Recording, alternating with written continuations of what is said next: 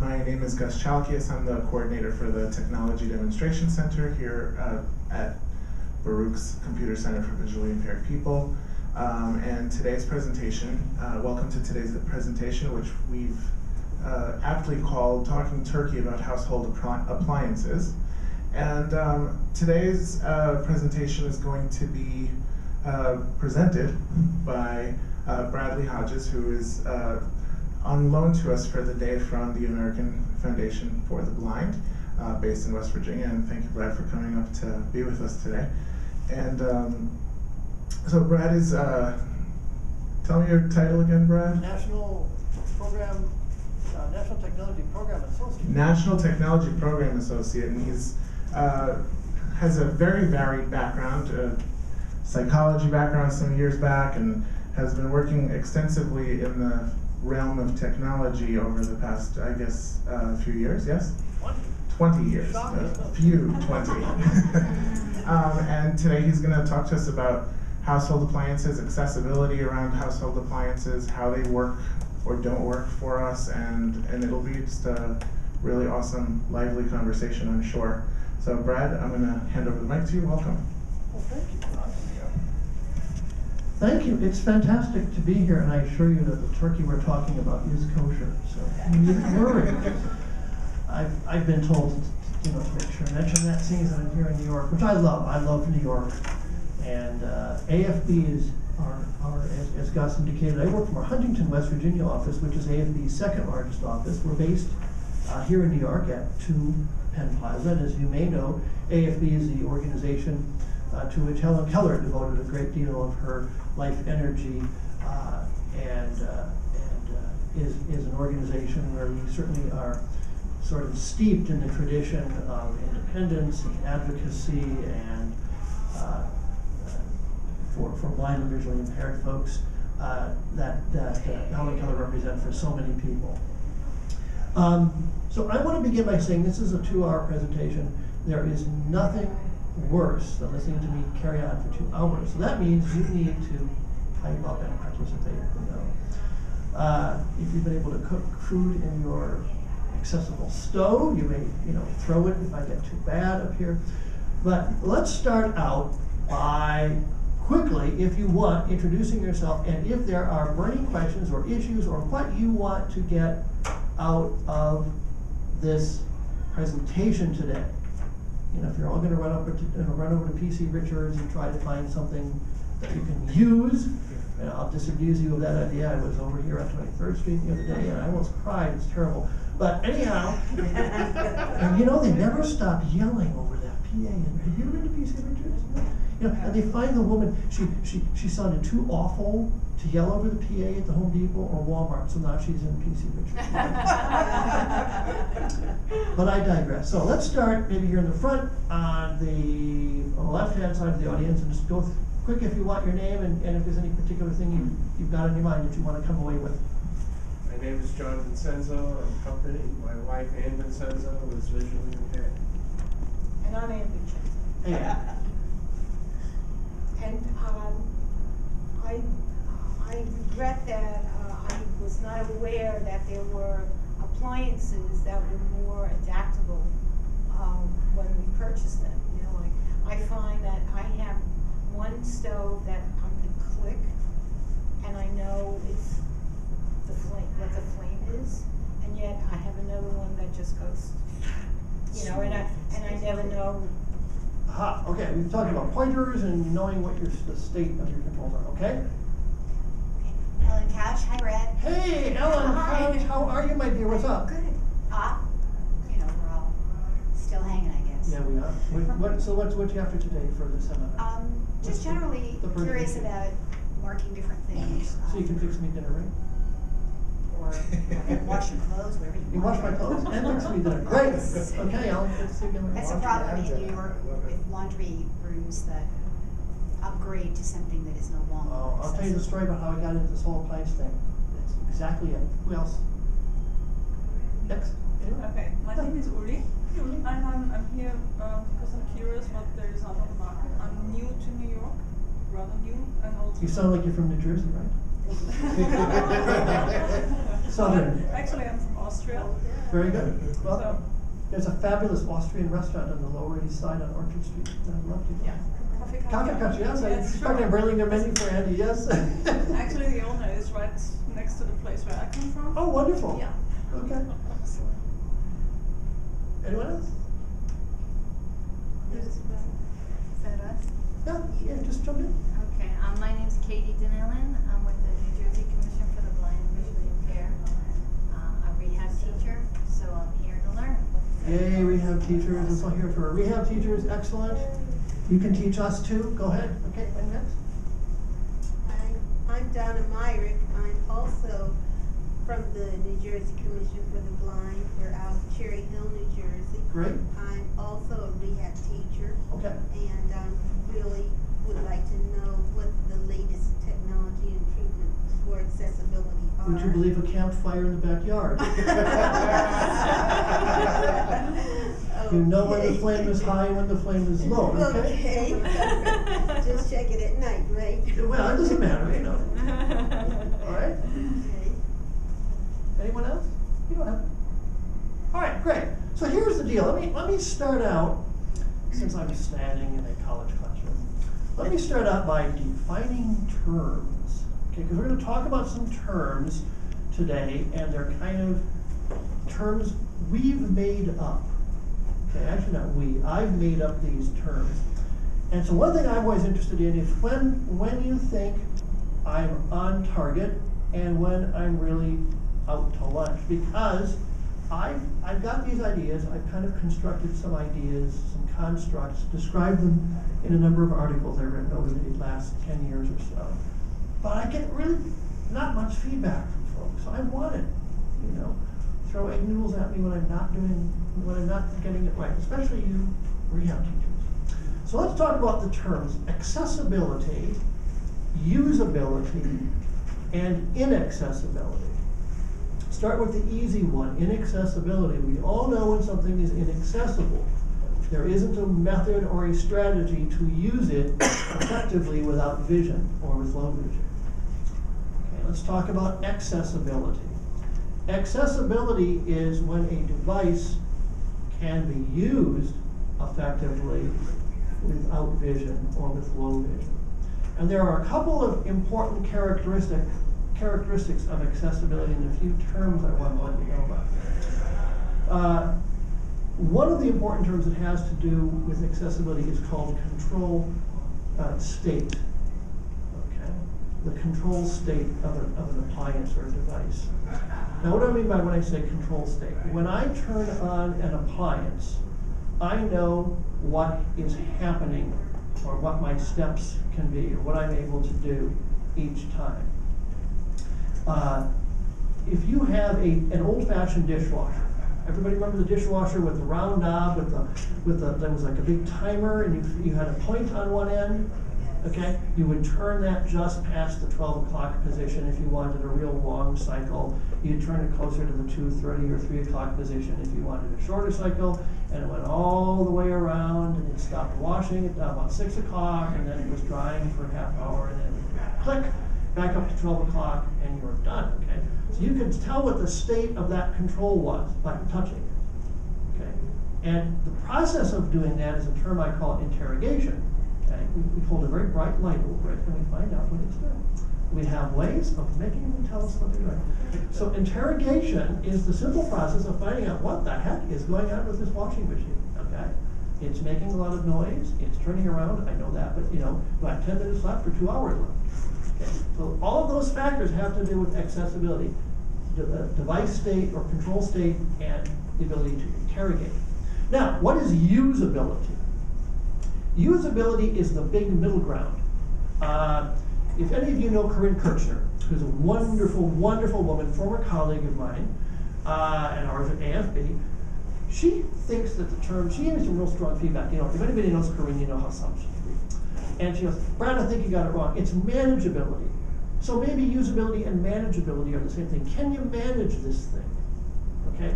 Can you manage it? And that's the big middle ground. That's the territory that's really up for grabs is usability. Okay? Because there aren't many accessible appliances out there. I can name you probably 4. There's a whole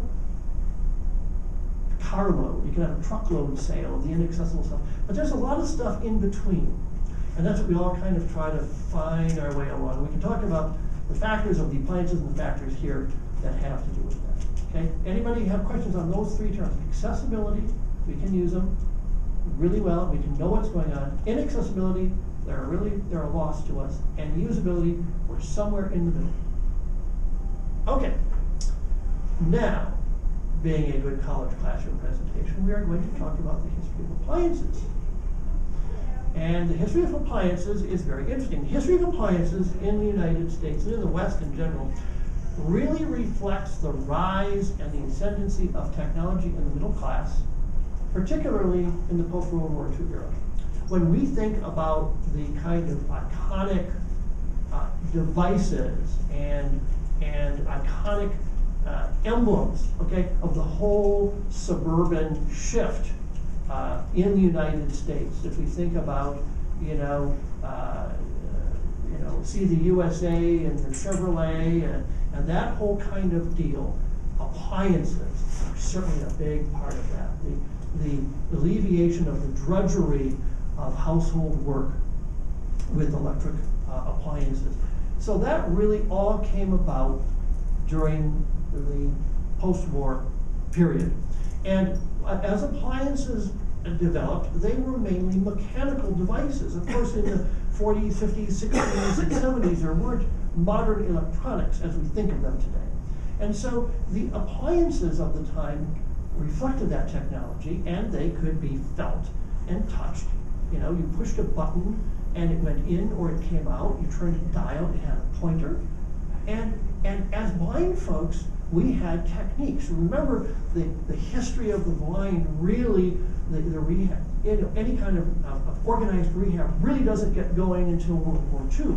Because what happens in World War II, we have large numbers of blind veterans coming back from the war. We have the government funding and the mandate and the public rehab services begin to come on the scene, and our valuable home teachers come on the scene, right?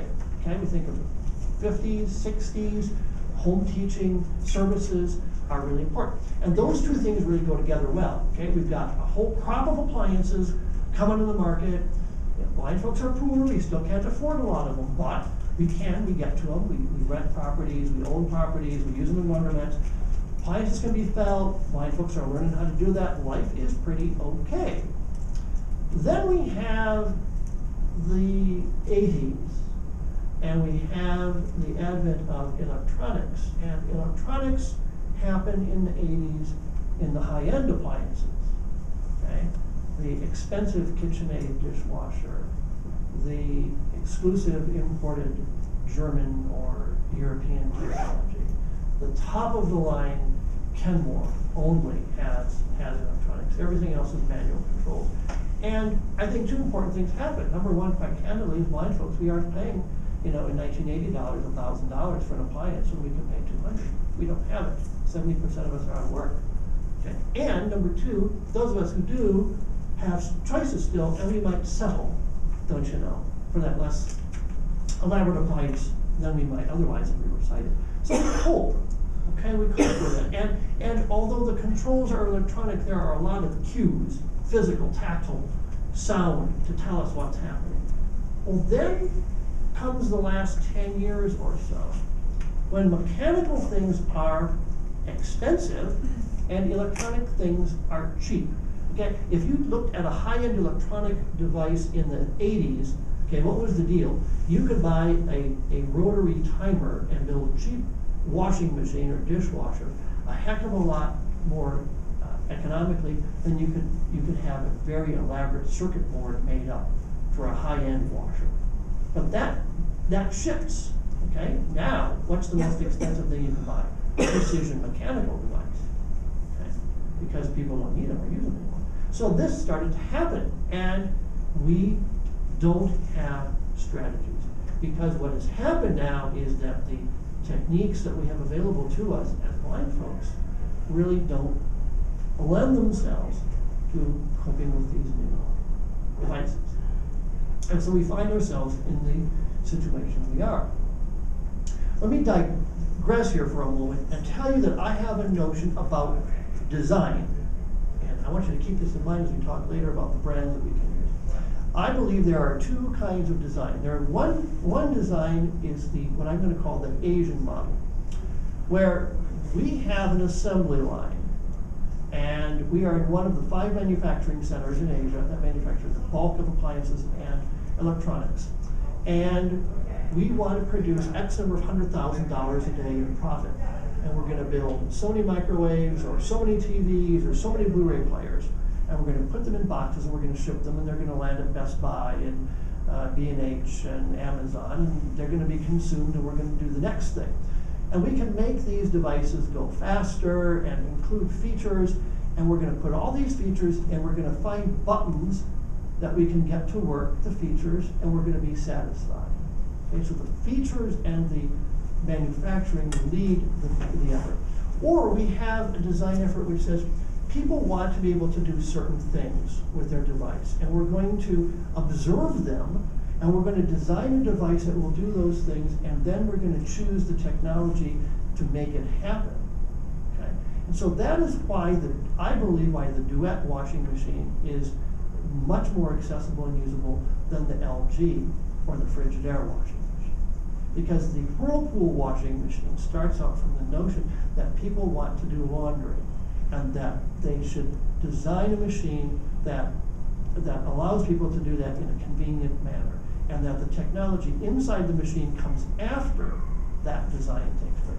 Whereas in the Asian model, we can make a direct drive motor that will spin the drum at 1300 RPM.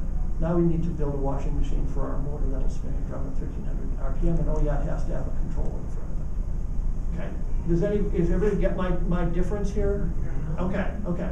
So that first came to me when I worked in professional audio. Okay, I would look at European equipment, you know, the pro stuff we used, you know, Studer, Nagra, that kind of stuff. You know, Asian stuff was a dirty word, okay, because it lacked design. So now we're back to then this notion of how do we cope with all this stuff. So let's talk a little bit about what our AFB research has developed. And excuse me while I look through my notes here. Okay, so at AFB we have conducted some user observations. I want to be really clear.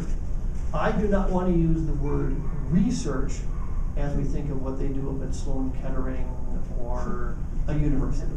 Okay? We do not. Does anybody here have a statistics background? No. Okay. It's tiny. Okay. I am not working with an N of more than 30. Okay, that means I don't have more than 30 subjects in my observations. Therefore, I will not ever try to make any statistical or any other judgment or observation about that. I am simply going to report to you what we call user observations, which is an experience in which we bring 10, perhaps 20 people into a situation, and we ask them to do things and provide commentary and feedback. Folks just like you guys, okay? That's what we're doing. And we report what folks find useful, what folks don't find useful. If you find something useful in it, you know, take it and use it. If not, leave it, you know, leave it be. This is not, you know, great scientific authenticity. It's observational.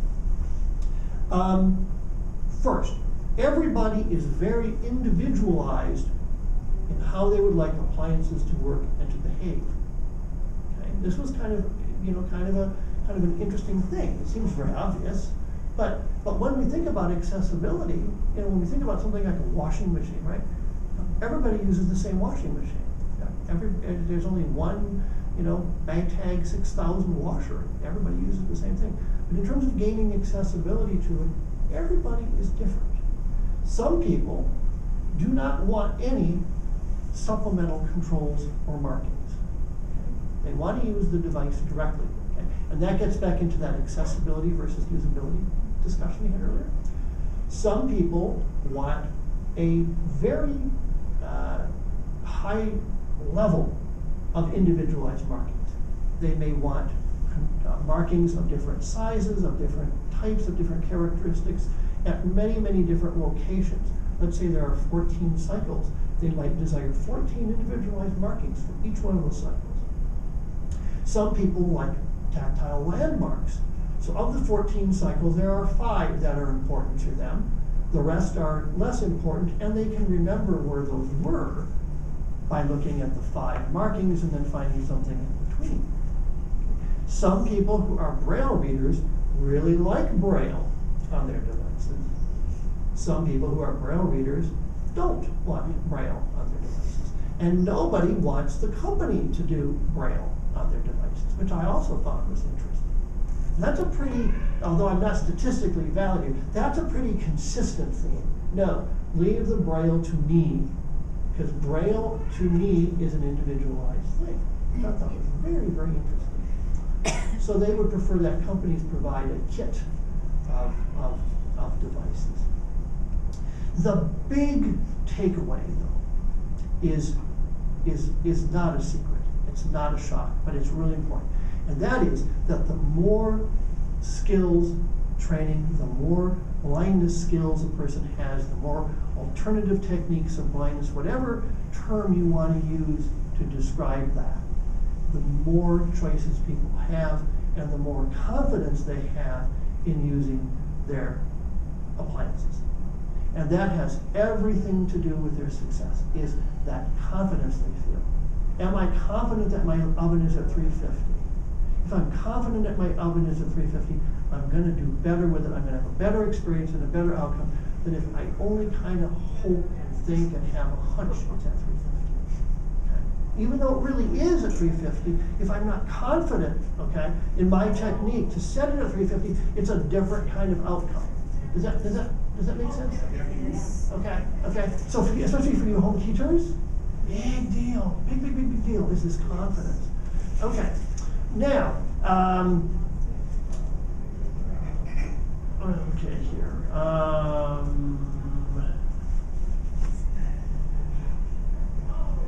For Braille readers, notes, taking notes and having numbered sequences, or like, let's say you have a control that goes from 12 o'clock to 6 o'clock with 6 different positions that you can click and feel, notes on that, 1, 2, 3, 4, 5, 6, that might be kept at the appliance, or at least during the time that the person is learning to use the appliance. That was very critical for Braille readers, not so much for large print readers, but when we introduced the idea to large print readers, they were very, aha, yes. Okay, so that leads us, again, home teachers, nothing new, into the value of having a reader. Okay, good old-fashioned blindness 101 skill, using a reader. A reader to work with a person to provide them the information they need so that they can prepare notes, take observations, make their markings. Okay, so once again, that's a skill that is simple, is basic to so many of us, but is not a universal reality for a lot of folks. Because I think it's really safe to say that without some blindness training, even the most accessible appliance is going to be a less than satisfactory situation for a lot of folks. Some folks like to mark their appliances only for the duration of getting to know the appliance. Okay, all right. They put 5 pieces of tape. I have friends. I've visited them in Baltimore. I love them to death. They have an older washing machine, and it's just a round control. And somewhere there is a little residue from a piece of sticky tape that was 5 years ago. And I love these guys. They're some of the most skilled blind people I know. One of them is, a PhD candidate. The other a lawyer. And it's like, Jesus, Mark, oh, it's right there. Okay, and other people are the extreme opposite. I met a woman who keeps, I want you to all think about a KitchenAid mixer. Okay, the big stand mixer. Okay, what do KitchenAid mixers do? They go click, click, click, click, click, click, click when you push that little lever from you, away from you. Okay, she marked and keeps markings on her KitchenAid electric mixer. And these markings are 10 years old, and she maintains them. So there are these two extremes. So that's a big deal, okay? Do I want to keep the markings, or do I want to let the markings go? Another deal, and that's not a blindness thing so much as, how fussy are you about your laundry? In our house, I'll tell you a story this morning. In our house, I do laundry, and I'm very particular about it, as you can probably imagine. My partner is a retired first sergeant, and if the clothes are clean, we're in good shape. The fact that reds and whites don't go together is still a little bit of a foreign concept. We're staying with our friends. We're staying with our friends in their co-op, and there's a big laundry room downstairs. I sent him downstairs this morning to do some laundry, and he came back with a basket full of wet clothes. Oh, they're a little bit damp. He said, humidity's 110%, and I've got to put on these socks this afternoon. Go dry them. And he gets right. It tells me because the clothes weren't dry. Okay, that's not a blindness thing. But if a person were blind in that situation, okay, that's going to be a real magnifying glass kind of phenomenon for someone. They say, "Oh, Joe, we're blind." It's like, oh my God. So that's a big deal. So these outside kind of sort of general life situations really play themselves out in this business, okay? Any questions on any of this stuff so far? Excuse me? Yes, ma'am. What is it, LG? What is that? LG is a brand of washer and dryer, brand of major appliances made in Korea. LG. Does it mean something? It just I'm sure it means something the marketers tell us. It means life's good. Life's only moderately accessible, if you ask me, but LG is for Asia. Oh, okay. Yes, it's Asian. LG, Samsung are Asian, correct. And okay, so all of this. Yes. What did you say is preferable over the mechanical? You said the duet. Well, let's talk about that. Okay. So this is all. Okay, any of this other stuff. My home teachers, jump in here. Is any of this making sense? Ringing, resonating with you guys, or am I off base? It is. Okay. What have I missed? What are the other? You deal with this day in and day out. What are the other factors I'm missing? One thing I think you included in your accessibility is that it's important that your clients be safe. You may be able to access it, but you have to access it safely. Okay, you're right. That's Safety. very important. Right, and that has to do with having a good grasp of, when you're cooking, you don't want to be in a mindset where you're avoiding the flame. Okay, you want to be in a mindset where you know exactly where that flame is, and then you're in the best position to avoid it. Right. So you're right. Doing that, and not knowing and not having confidence in what's going on is I think a real big factor in that safety, because if you're kind of by guess and by golly, or you're kind of poking around the outside, so to speak, I think you can really get into trouble. All right, so let's start with some appliances. Oh my goodness, I apologize, my inaccessible iPhone here, or cell phone. In the kitchen, the brand to remember, if you have to remember one brand, is Whirlpool. Okay? Whirlpool. So let's talk about kitchen ranges. Kitchen ranges used to have 5 knobs on them, and those knobs there was one knob for each burner, and there was a knob for the oven. For the oven. Yeah. Okay. So then what happened was, now we have a set of controls for the ovens that are touch controls, or push buttons, right? You have anywhere from 4 to 2 dozen. You have a bake, you have a broil, you have a self-clean, you have a clear, you have a start, you have a temperature up, you have a temperature down, you have delayed bake, you have a timer up, a timer down, timer start. You may not just have up and down, you may have 1 to 0 individual numbers in a row or 2 rows or on a keypad. So Whirlpool and convection. Now I'll tell you what, I'm going to go out on the lizard. I'm buying a new range for my house. So Whirlpool, so the deal on Whirlpool is that you can feel the area around these controls is generally rough. Okay, so in your mind's fingertips, you're thinking about pieces of Scotch tape on clear glass. Okay, think about a piece of Scotch tape on a glass window, or alternatively, a surface that's kind of rough like Scotch tape with little sections of smooth to indicate. And that indicates where your controls are. So you orient yourself to the rectangular opening, and in the left-hand section of that, you're going to find 4 little smooth surfaces, each about the size of a quarter. And you press on that, and you hear a beep. And so you know, I'm in bake mode. And what's the next thing we do? We set our temperature. So you know that it's at 350, and you press the up arrow 5 times, and you're at 375, because each time you press the up arrow, it goes up by 5 degrees. Okay, so that gets back to our concept of what? The known state, the control state, right? Because we know that that oven comes on at 350.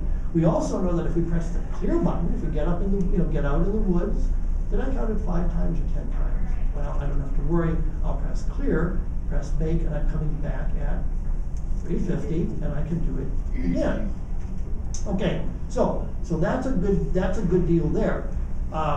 There are other ranges that are somewhat accessible, and I'm going to buy one of them. It's a Bosch gas range. So the Bosch gas range has 6 touch buttons, 6 touch controls on a smooth surface, and a turn wheel that clicks. And so when I want to bake on my new Bosch oven, I'm going to touch the cook button, and then my turn wheel will select between bake and broil and convection and proof and temperature priority and time priority for convection conversion. Once I've selected that, then I press time, or I press temperature, and then my button changes, or my knob changes function. I'm at 350, and I can click it 5 times for 375, 10 times for 400, and then I press start. Now, why would I bring all this down on my head, you say to yourself, when I could have a perfectly good Whirlpool range? So I like the way the Bosch looks better than the Whirlpool. So you see, there we're back to those human factors, right, guys? Now, I'm going to use a template. This is a technique that folks who have, who have tremors or who have mobility impairments use. So we have a thick piece of plastic or some material. It can be plastic, it can be cardboard, it can be wood, and you lay that in a consistent way over a set of touch controls, and you have small openings in it. And then you can feel of that plastic or wood and dip your finger into the touch controls and activate them, and they do beep when you touch them. And so that is a technique you can use instead of using bump ups. Because I'm going to spend a good amount of money on this range, and I'll be darned if I'm going to have bump ups on a $3,000 stove. There are not going to be bump ups on it. It just doesn't look good. And there's nothing wrong with it, but that's just me. So that's a technique, you see, of using a less than accessible oven. Okay, so that's to me that's manageable. Now somebody else may think he's out of his mind. Why would he do all that? Why would he spend that much money on something when he could have the other? So generally speaking, though, Whirlpool stuff is very accessible in the kitchen. Wall ovens wall ovens are real no man's land. Again, there are Whirlpool wall ovens that have those same textured controls in the $1,100 price range. There are Bosch wall ovens that have only a few touch buttons to start things. You can turn your cycle, your selection, and you can turn your number with knobs, and you could use a marking or a template for the start. The rest of them are really pretty inaccessible. There's one very large, elaborate GE profile that has a knob with a rotary knob and little clicks for each temperature, and they're about $3,000 for the wall. Okay. So Whirlpool's the real deal for cooking. Okay. For dishwashers, we have a few more choices, but the winner again is Whirlpool. Absolutely. Dishwashers like the 2300, where you have the buttons on the top edge of the dishwasher, and the 1055, where you have them on the front. And these are what we call bubble controls, okay? They're like a little plastic bubble on a surface, and you press in on them and you can feel them move under your fingertip, and you have a clear button. The important thing on a dishwasher is that there is a clear button, and most of them have a clear button, either a separate clear button, or you can press 2 buttons in sequence and clear them. The Bosch dishwashers, some of them are very good, some of them aren't. Some of them you now use a right, and there are 5 settings, and they have a button on the left and a button on the right, and you move an LED along back and forth. I have no idea why they did it that way, but they did. Other Bosches are pretty good. There are some LGs that are good. There are some Samsungs that are good. And again, they vary so often. Sears Kenmore had a whole flock of accessible ones. Now they're terrible. You can't feel a thing. And they'll change them back. KitchenAid has some very accessible ones. The controls are subtle. Again, they're rough textures. They're not buttons, but they're accessible if you're into them. Okay, so dishwashers, again, Whirlpool top choices. More options otherwise. Ranges. Ranges are not immune to this. Have any of you seen the knobless range? Have any of you put your hands on a range that had no knobs at all? They're everywhere. They're everywhere. And they used to have to pay $3,000 for them. Now you get them for $800. See, that's the problem. The stuff trickles down. It lands on our head. So you can get a range, an LG range with any knobs, not a one, for $800. So the cooktops, if you want a separate cooktop, more and more of the electric smooth top surfaces have touch controls. As far as I know, all of the induction, which is the big hot new thing, if you're doing the sub-zero kitchen with the expensive appliances and the granite counters, you want an induction range. And the realtor says, oh, you don't get resale value. You want induction. You want stainless steel, you want induction, right? If you watch Home and Garden TV, it's all you're sick of it. Right? Which I do since I bought this house. Recording Home and Garden right now, not quite that bad. Not that bad. I don't dare ever have that guy come and look at my basement. What's his name? Holmes? Oh my God. Anyway, so you've got to have induction. Well, not if you're a blind guy. You probably don't want induction because you turn them up and down with little up and down touch pads. There are accessible. I am so sorry. There are accessible ranges, though, or cooktops in every price point. Just one moment, I'm going to make sure this thing is off for the next time. Oh, it's terrible. Now my inaccessible phone here is state. Can I ask you a question? Sure, yes. Have you ever heard of any of these things being, how do you say it, where you can hear what you're doing? Voice output. Yeah. No. Nothing. No. And it's interesting, we asked people about that. And we really had an expectation at AFB that people would really want voice output. And no, that wasn't something they necessarily wanted. And there have been, we're all familiar with the microwaves, right? We've had the specialized microwaves over the years, and then we've had the Hamilton Beach more recently. And, no, voice output was not as popular as one would think. Interestingly, there was a range in Japan that would prompt people. It was not designed as a range for the blind. It was sold by Sanyo. And it had prompts because the idea was that the Japanese young people were not cooking in the traditional manner. And it was the desire of Sanyo and others for people to continue the cultural traditions of cooking.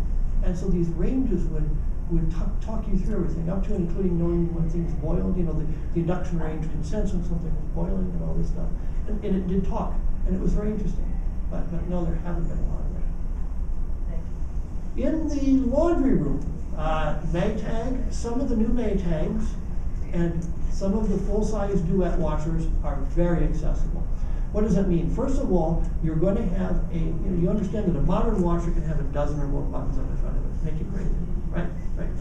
My God, it's like a spacecraft. So, I have to land it. So you turn a big knob to your cycle, normal or delicate or bulky items. And then you have the option of choosing the spin speed and the water temperature combination. and the soil level, and whether or not there is a pre-soak, and whether or not there is extra water. I think my LG has 10 different extra things you can do to this cycle. Or you can press start and it kicks off. So what happens if I've got 5 spin speed combinations? How do I know which one I'm on? The duets use different tones from high to low. And so you can tell by listening as you press the button repeatedly, it goes from the high tone to the low tone. So you know, okay, the high tone is the fastest and the low tone is the slowest. Or for the water temperatures, you know my high tones are the warm, cold combinations and my low tones are the hot, whatever it happens to be. And so you can tell that. And it's a really great system. Interestingly, they observed, Whirlpool observed, that sighted people, particularly people who are attending to children while they're doing their laundry, really like those tones because they provide some feedback to them as to what's happening. Okay, those are front-loading washers. The top-loading high-efficiency washers that also share that are called the Bravas from Maytag. And again, Bravas, yes, okay? And they have, again, a nice pointer or an area to indicate where your cycle is set, and they have nice big rectangular knob, buttons, cycle buttons, and you could even put nice braille markings next to those on the Bravas. If you are buying what we think of as a conventional top loader, that would be the kind with an agitator. You know, washing machines haven't had agitators for a while now. Okay, so if you're buying a conventional one, you know there are some out there, and you really have to go look. They're pretty much unchanged. Some of them are going to be better. The GEs are pretty good. They have a turn knob with a nice arrow, and you select your cycle, and you select your water level and temperature in the traditional manner, and off you go. Remember, washer controls and dryer controls share the same characteristics. Okay, so if you have a duet washer that's behaving in a particular way, the dryer will behave in the same way. One thing I found out, if you want to stack them, they have to be the same brand, because they don't stack properly if they don't. So if you've got an inaccessible washer and you want an accessible dryer and you've got to stack them, you may be in a jam. Okay, unless you build like a shelf. And that's what I'm going to do. I have an LG washer that wasn't real accessible, and I want to buy a more accessible dryer. So I'm going to build an enclosure. I'm going to actually put the dryer up on a shelf rather than trying to mount it directly on top of the washer with a bracket. You buy a metal bracket when they're the same brand and they attach to one another. Okay, that is the washer dryer setup. Microwaves. Okay, there are some really great choices out there right now. GE has some really nice microwaves I've seen at Lowe's and at Home Depot and at Walmart. And they have these nice bubble controls, and you can feel them and you can use them, and they run anywhere from $79 to $109. And if you're in the market for a microwave, grab them. The other big characteristic of accessibility is it comes and it goes. You know, we all know we've seen an appliance and then we're ready to buy it. Where did those controls go? Well, that was last year's model, sir. They've changed them all. This year we have a TV screen. Okay? We have a TV screen. Now, one washer dryer I also want to mention to you is the Bosch brand. They take a very different approach. The front of a Bosch washer isn't going to have more than 4 or 5 controls on it. So they have a big knob, and you turn the knob and it clicks, and you're in warm wash, regular cycle. And then you turn it the other way and you're in gentle wash, regular cycle, or gentle wash cold, or gentle wash hot. And it's a really interesting setup. So it's very much like a traditional washing machine control, and that you don't have all of these other controls that you manipulate after you make your choice. You set it, you press the button. I think there's a delay start and then maybe an extra rinse button, and then you're done. Now, I've not used them personally, but I've talked to some people who bought them, and if that's your temperament, okay, if you're satisfied with throwing the clothes in the machine, you know you want warm water, okay, or at least you know you want cold water, and you want gentle, you push the button and you walk away. The Bosch really might be your game. They're very, very interesting. So if anybody ever has any experience with one, I'd be interested in finding out what you have to say. Did you say it was a front load or top? The Bosches are all fronts. Okay. Yeah, the Bosches are all fronts. most everything is going to front load these days because of the requirements for energy efficiency. Wait, are we talking about microwaves now, or? No, I'm sorry, not washing machines. I jumped back. Okay, okay. Yeah, Just jumped the back. GE. The GE microwaves, there are a lot of them out there that have little bubbly buttons on them that you can feel. Yep. And you're not going to find them everywhere. The other thing about devices like microwaves, you know, there's so many different models and brands. You've got to go kind of snoop around and find them. Now, AFB maintains an appliance accessibility guide, and we're in the process of really updating that. So that's a great resource. Let's talk quickly about resources. Yes, ma'am. Yes.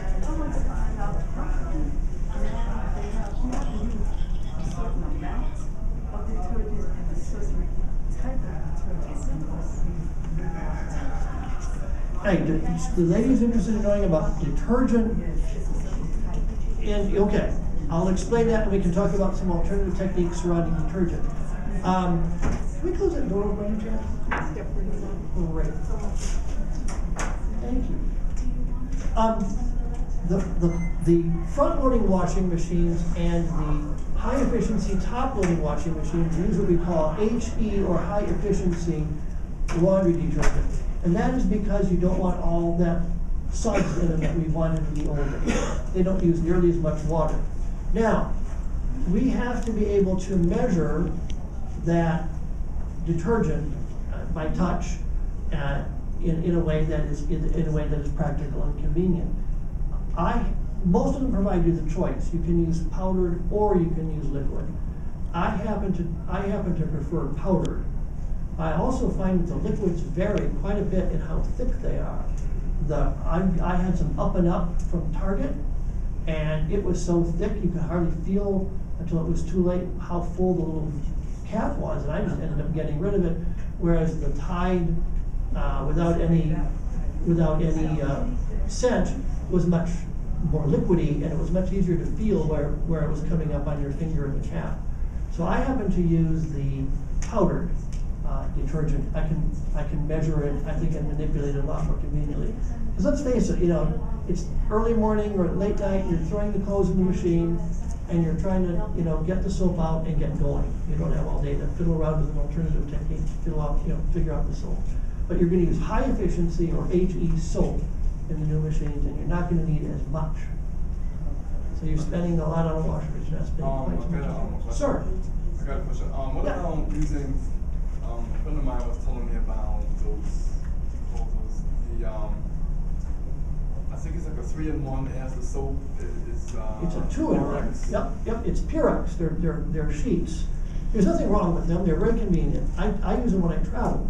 Okay, if I know I'm going to do clothes when I travel, they are a sheet, and you buy them in a box, and you throw them in your washer, and it releases the soap, and then you have this leftover piece of fabric, and you put it with the clothes in the dryer, and it turns into the dryer sheet.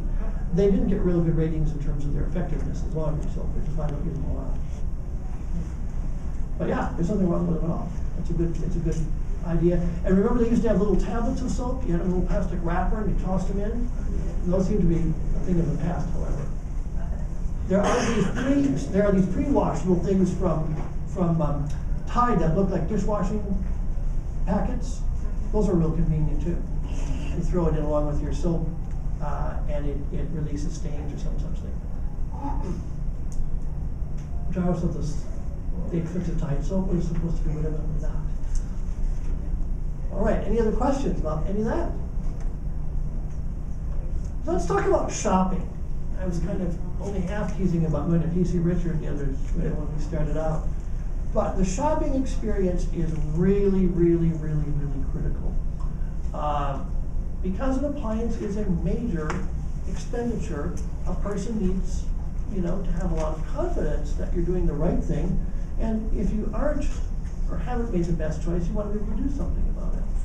So the first thing is to make sure that you plan your shopping, okay?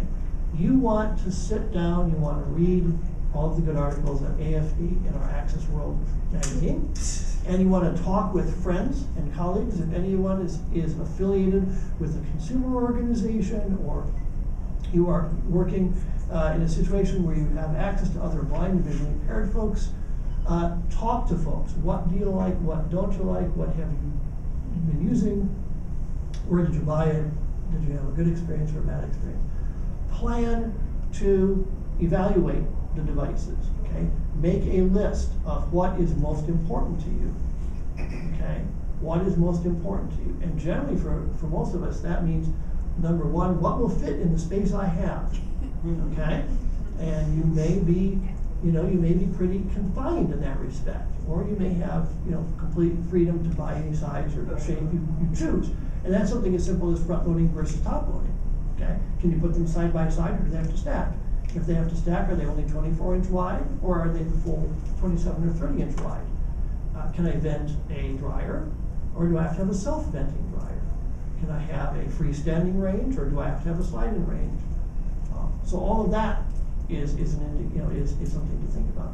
Then start going shopping, and plan to take time, and plan for frustration. When you walk with Tainer dogs, to the door of that, big box store, the good Lord above only knows what you're going to find on the other side in terms of people's response to that, to your blindness. And I always say, if someone is just, as I say, if you pick the short straw that day, okay, you need to be ready to say, you seem to be uncomfortable with my blindness. I'd like to work with someone else. And if that doesn't work, remember there's someone else down the street to sell you their clients. There's no such thing as as only one place to buy any given washer or dryer. If you want to order something, and of course most appliances are not on display, right? Okay, we go to somewhere like Lowe's, or for heaven's sakes, I was at AJ Madison the other day. They only have a fraction of what they sell on the showroom floor. Go with the salesperson who seems to be sharp and with it, and find at least something on the showroom floor that has accessibility. Go find a Whirlpool range and put their hands on it and say, now look, you see there are these different textures here, and I can feel these different textures. Or I can feel the pointer on this knob on this washing machine. Okay. If you're lucky, the light will go on, and they'll say, oh, okay, now I understand. Let's go look at the catalog. And they can tell by the catalog which controls, which appliances have similar controls and which have different controls. So we were talking right before about that Whirlpool oven, right? It's $1,100, it's accessible. They're only showing it in stainless. You want it in white, okay? They can say, oh, okay, here's the one in stainless you saw, but the one in white is this one, okay? That happened with my Bosch range. I saw a Bosch range, and I started dealing with it online, and the person didn't understand which range I was after because there was no knob on it. But I was able to say to them, okay, look, is there a knob on the front of this range? No, it's all touch controls. Okay, no, look at the ones with the knob. Is there one that has a glass back, or is there one with a stainless steel back and an oval window cut out of the stainless steel back? Oh no, it's I see. No, you don't want the one with the oval window, you want the one with the black all the way across. Yes, that's the one I want. Okay, it's this much. Okay, so you've got to kind of figure out what those characteristics are and show them the ideas and kind of guide them. Make sure that you can take it back and not get stuck. Okay? A lot of places there is a 15% restocking fee, or they will give you a refund, but it's only a store credit. Okay? And you find out that store is the last place on earth you want to have, a penny or a dime, much less a couple $1,000s worth of appliances, right? I'm stuck with a $2,000 store credit at a place I don't want to do business with. And if they won't guarantee that, again, walk away. Be ready to decline the appliance on delivery. Okay, it comes, you've done your level best, you said, okay, I want this kind of control. Your salesperson who you trusted, who seems bright, says, yes, it's this kind of control. It arrives, and guess what? It's not. Okay, so one strategy to that is to have it delivered to the store. Okay, have it delivered to the store. Don't let it across your threshold. Oh, I'm so sorry, you made an error. Unhappily, that oven is not in the same, doesn't have the same tactile characteristics that we together thought it did. I need to make another choice. Okay.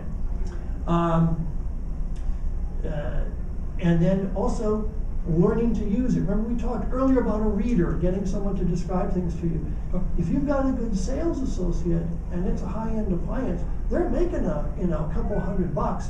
They can take 20 minutes and walk you through everything. So take whatever you record on your Victor Reader Stream or your cassette recorder or your iPhone, and make some recordings when you are either working with the person installing the appliance, or if you're installing it yourself, when you're even in the store. Take that recorder with you when you shop. Okay, you find a really good person, and they may tell you the whole rundown on the controls before you even buy the appliance. I've seen that happen. No problem. Here there are 10 different settings on this washing machine. They are from 12 o'clock going clockwise the following. And then you can simply make those notes right then and there. And so those are all very, very important shopping characteristics. And then I think sort of the last thing is planning to get it set up and gaining confidence in its use in your home. Okay, understand it's going to take time. There's still stuff about I have an LG washer that I kind of call it the count and press method. Okay, I know that when I'm on a cycle, that the soil level is in the middle of 5 positions, from lightest to heaviest soil. Okay, and that is what determines how long the cycle is going to take on a modern washing machine. They don't do anything as sensible as say, time. It's soil level. So you have to kind of extract, if it's a very light soil level, then our thing won't take quite so long. And I don't have all night, so I'll put it on the light soil level. So I know there are 5, I'm on 3, so I press 1 time and I hear a beep, now I know I'm on 4. I press a 2nd time I hear a beep, now I know I'm on 5. I press a 3rd time I hear a beep, now I know I'm over on 1. And I press and I go. Okay? So I kind of call that the count and press method. And I don't mind that. Okay? I don't. For me, that's fast, it's efficient. Some people makes them crazy. And as a result, the compromise I've made is that I don't know what all the cycles are and all the options are in all the cycles. Because you can't do certain things. If you're washing something on gentle, for example, there's no such thing as a hot wash and a hot spin, a hot wash and a hot rinse, right? Because that defies the idea of gentle. Okay, if you're doing something on normal or on heavily soiled, you're not going to have the slowest spin speed available. Those washing machines think they know an awful lot, right? Okay, the washer thinks it's pretty smart. So, he selected my heavy duty cycle. He certainly doesn't want the lowest spin speed. So you only have 3 spin speeds available to you. So you think, I'm going to get smart. I know it's at the middle one. I'm going to press up twice, and then I'm going to be where I want to be. Well, if you're on a different cycle, no, because it's 3 different cycles, 3 different spin speeds, because there are 6 altogether. Okay, so those are the kind of things you've got to either get along with, or forget about, or find a different strategy for. And again, that all gets back to your skills, right? Your confidence and your temperament. Is that right, home teachers? That's right. All right. Okay. Okay. So who has situations you're trying to address? What can we give you individual information about? We talked about this.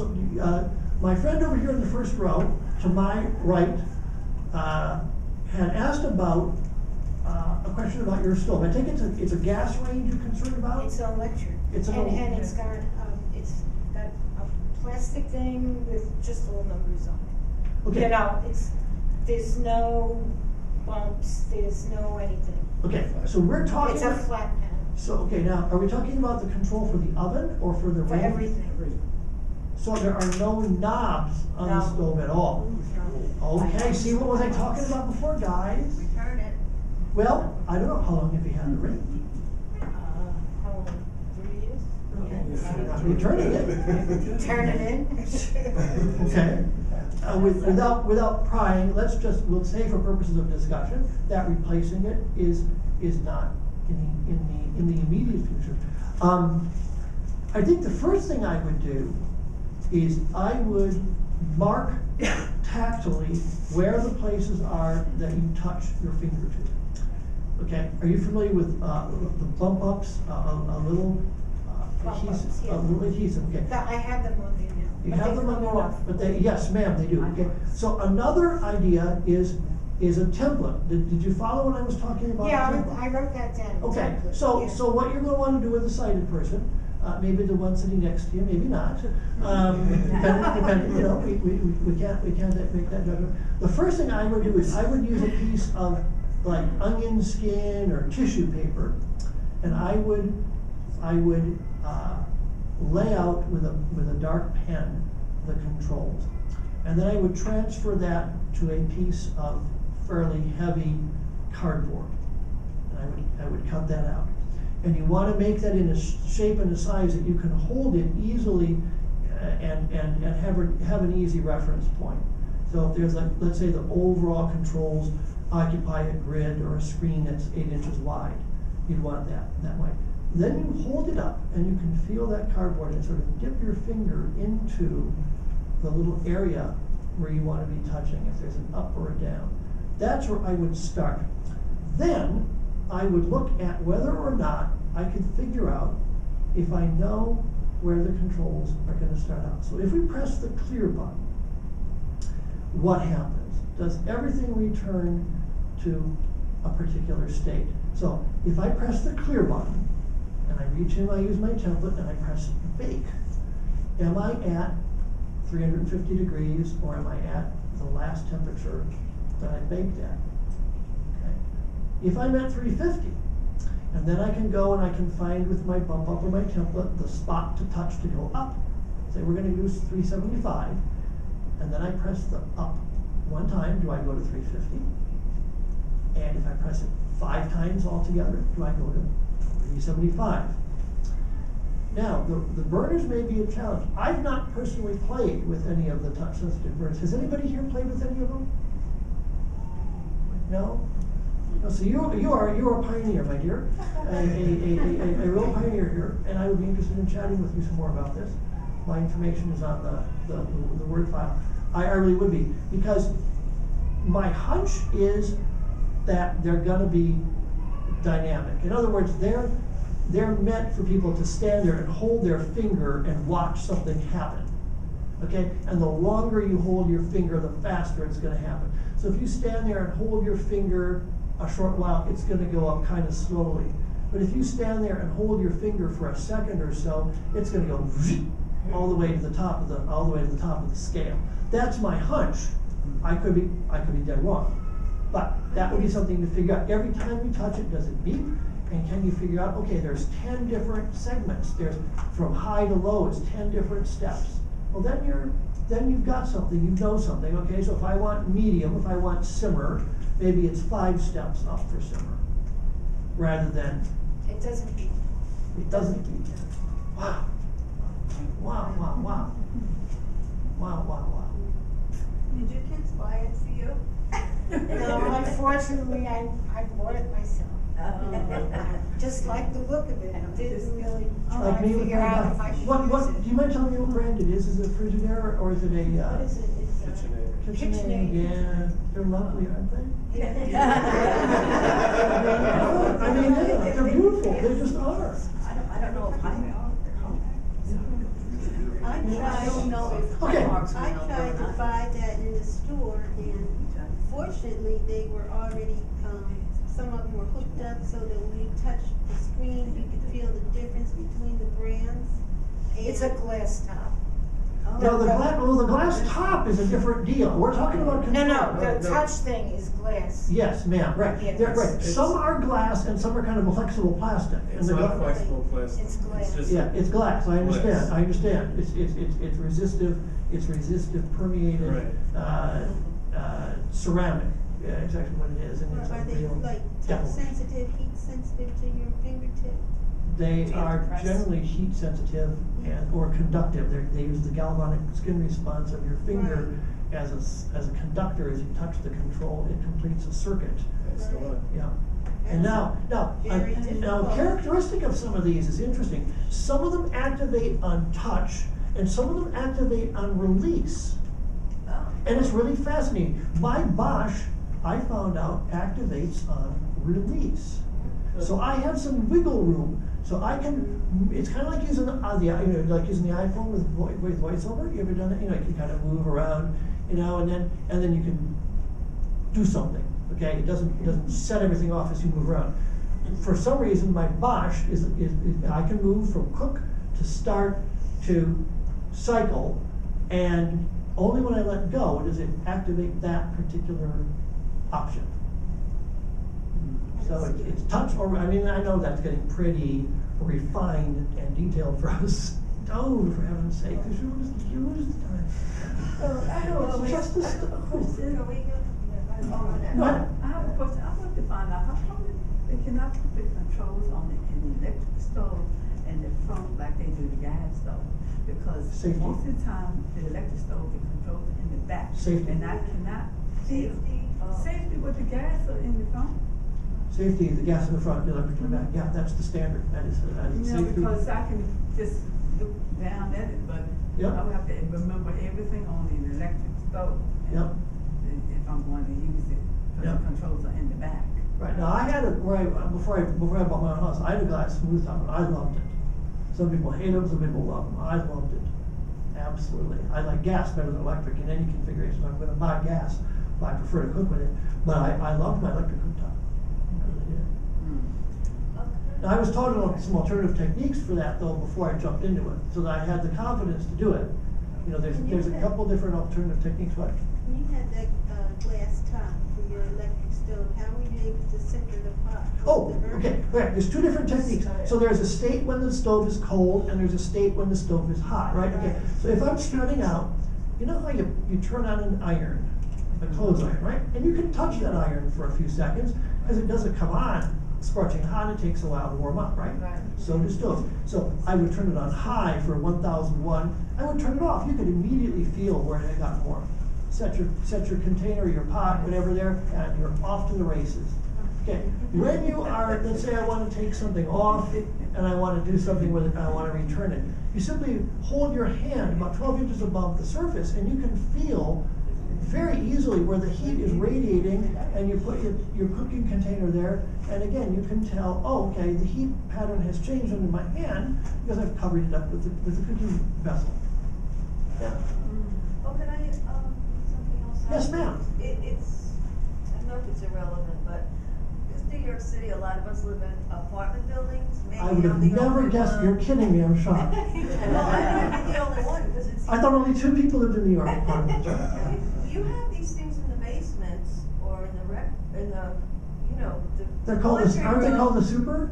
The laundry rooms, you cannot. The laundry rooms. You know, It's a you can't huge pick problem. what dryer you have, Yeah. or how to washer, and the one in my building has a card you have to put in. Yes, you do. And you can't tell how much money you have, because you have to read this tiny little thing. So here's the deal. So here's Alright, AFP's it's just problem. another issue. It's a huge issue. It's a huge issue. Now let me explain to you. I'm not a lawyer, so I will explain to you what I'm told about the law, and then we'll talk about policy. I am told that under the applicable law, which would be the Americans with Disabilities Act, there may be more stringent New York state laws. I do not know, but I'm told by our policy staff under the ADA, as long as they will assist you, that is a reasonable accommodation, and they can get off the hook. Now, more recent ADA thinking is, you know, there's 2 parts to the ADA, okay? There's access and there is equal benefit, okay? So if we talk about the benefit of technology, it's not just that there has to be someone to help you, but that you get equal benefit from the technology. So maybe maybe they've replaced a person who is there during the day with technology who's there 24 hours a day. So the benefit is full-time access to something. You know, an ATM is a good example of that, right? You can have the bank open from 9 till 3, or you can have a 24-hour ATM. Okay, so an argument for making the ATM accessible is that you don't get equal benefit, if they say, well, just go to a teller, we won't charge you. Well, no, the teller's only there from 9 till 3. Everybody else can get the benefit of the full-time ATM. Okay, so that's another legal standard. And so a more recent thinking in terms of accessibility in general is that accessibility is supposed to be more beneficial. It's supposed to improve. Right. Nominally, it's supposed to improve things. You're better off with this automated system than you were sticking quarters into things. And so there's a standard to meet there. None of it's been tested. The other thing we're thinking more and more about is whether or not we want to include any of this in fair housing legislation. You know, blind folks generally, we had a terrible trouble with housing as a community in the 20s, 30s, 40s, 50s, 60s, where folks just wouldn't rent to us. You know, you show up with a cane or a dog, oh, we won't rent to you. There's very little we can do about it. Well, we got over that. And once we moved into an apartment, we could use the stove, we could use the washing machine, right? Okay, because it was the 50s, 60s, 70s, 80s, 90s. So we never bothered with the fair housing legislation, other than to say rent to us on a basis of equality. You don't have to mess with the stuff inside the unit once we get in. You know, maybe it is time to think about that. I don't know, but that's some thinking. So my suggestion to you is that you approach wherever it is. Now, this is are you a co-op owner? Are you a renter, a tenant? What do you? Well, I have vision. My mother, on the other hand, and Liz doesn't live with me, but she's, co-op. She's an owner of a co-op. The owner of a co-op has to walk to like a block to get to the laundry room. Oh no! Well, she has to walk. And down a ramp and all that. Hold on now, no. If she could use she has to walk that far because she can't use the laundry room that's closer to her, or does everybody? That's the laundry room in the development. Okay, well that's not a disability issue. You know, everybody walks that far. It's whether or not she can use the stuff once she gets there. Once you get there, right. Yeah, she can feel where the quarters go, but she can't tell how. The machine is like you have to see to use the machine. No, not as I differ with you. Okay, it's digital. Okay, there you go. All right. Yeah. Okay, if it's digital, and I think if she's a co-op owner, she's in a much stronger position to go to the board and say, now look, you and we, she's an owner, right? We are spending our money on this stuff that folks can't use. We've got to stop doing that. So what I would do is, if I were a co-op owner, I would raise a fuss, and I would say, let's get a requirement that when we buy stuff for the co-op, it's accessible. Okay. Now, the tougher position, I think, is when you're a tenant, right? You're a tenant. Now, I don't know that folks who live in any kind of a publicly supported situation have any different recourse. And again, there is more thinking going on in that respect. Do we have some levers because there are public funds being spent to support a given housing situation? Are we in a senior citizen building, or are we in a building that's providing government underwritten rent, or there are government-sponsored programs going on, or there was government financing involved in the construction and the operation of the building. And so given Section 504 of the Rehabilitation Act, which is where a lot of the accessible stuff goes on, right? You've heard Section 504, a lot of the ATM accessibility took place because of Section 504. It may be a good time to think about appliance and other accessibility issues there. I have a question. Yes, in the back. Oh, sorry. I have a question that's much less sophisticated than these co-op board suggestions. I'm fairly new to my disability, but I was curious if anyone here has some good workarounds or suggestions for dealing with spills in household crumbs, other than, I'm looking into ergonomic vacuums, but I'm wondering if anyone has some good cheap tricks to make sure that what they spill is actually Can I answer that? Yes, go. It's an embarrassing question. What was the question? How do we deal with, as blind and visually impaired folks, how do we deal effectively and conveniently with spills in the home, crumbs and things of that kind? Okay, I wanted to give you two suggestions.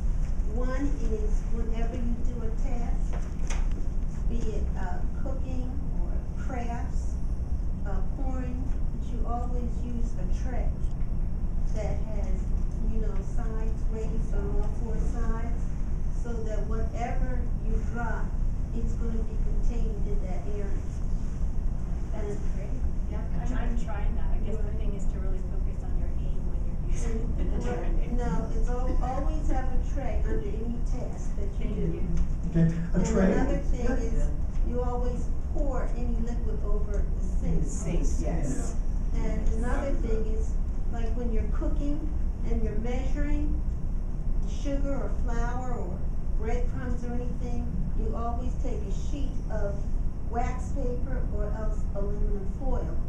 Put that underneath your workspace so that when you level it off, it'll drop on there.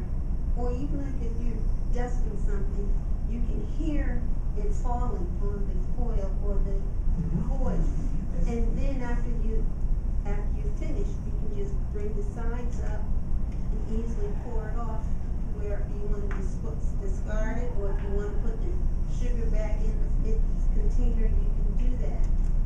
But you're using your hand to see whether you drop crumbs or Oh, that's helpful. The other thing about cleaning is, my mom was a home ec teacher.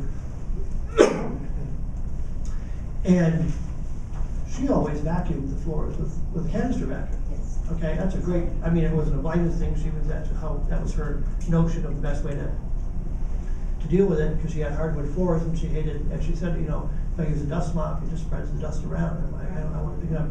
So using a vacuum, I happen to vacuum in my bare feet, so you can tell where you've been, where you are.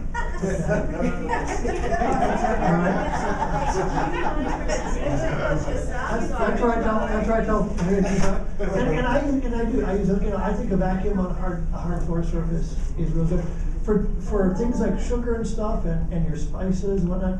Transferring them to small containers and dipping them with your measuring spoon, your vanillas, your extracts. That's an old food service trick. If you watch a professional chef, they do not stand with a box of salt over the sink and pour it into a tablespoon. They've got a jar of salt, they jam a tablespoon into it, they flick it off with the edge of their finger, and they toss it in, and they go. Professional cooks use their hands all the time. You separate an egg with your fingers because you don't have time to fiddle with the little thing. Okay, you crack the egg, you hold your fingers out, you drop the yolk, and you drop the whites through, and you're on your way. Okay, that's how professional chefs use it, like slicing pies.